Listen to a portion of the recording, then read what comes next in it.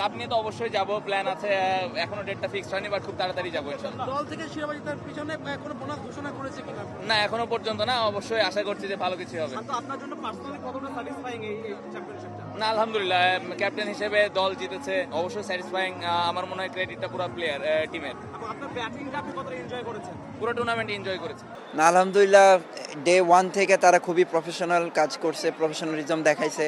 আসলে as a নতুন franchise হিসেবে তারা বুঝতে দেয় না তারা নতুন, মনে হচ্ছে অনেক বছর ধরে কাজ করতেছে। অ্যাজ এ তাদেরকে অনেক ধন্যবাদ দিতে চাই যে তারা আমরা মানে কোনো কিছু ওইরকম অভাব ফিল হয় না আমাদের।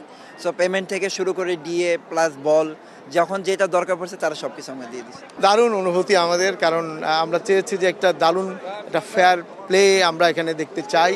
এবং আপনারা জানেন যে নিশ্চয়ই গতবার রাজশাহী টিমটাকে নিয়ে দারুণ রকমের সমালোচনা ছিল, এবং আমরা হোপফুলি এবার দেখেছেন যে আমাদের প্রফেশনালিজমের কোনো একটি জায়গায় আমরা কোনো ধরনের কম্প্রোমাইজ করি নাই, ফলে আমাদের টিমটাও দারুণ বন্ডিং নিয়ে আজকে তার ফলাফল হচ্ছে চ্যাম্পিয়নশিপ। আমরা যতটুকু জেনেছি মানে আপনারাই হচ্ছে ফার্স্ট টিম যারা ফুল পেমেন্ট ক্রিকেটারদের সব ঠিক করে দিয়েছেন, মানে ক্রিকেটাররাও নিশ্চয়ই হ্যাপি ছিল। হ্যাঁ অবশ্যই অবশ্যই, এবং আপনি একদম সঠিক শুনেছেন, আমরা আমাদের সমস্ত প্লেয়ারদের পেমেন্ট আমরা করে দিয়েছি। এবং শুধু তাই না, যদিও আজকে হাস্যোচ্ছলেই আমাদের প্লেয়াররা বলতেছিল যে যখন টিম ম্যানেজমেন্ট ভালো থাকে, টিম যখন সবাইকে উদ্দোলিত রাখে, তখন প্লেয়াররা ভালো খেলবেই।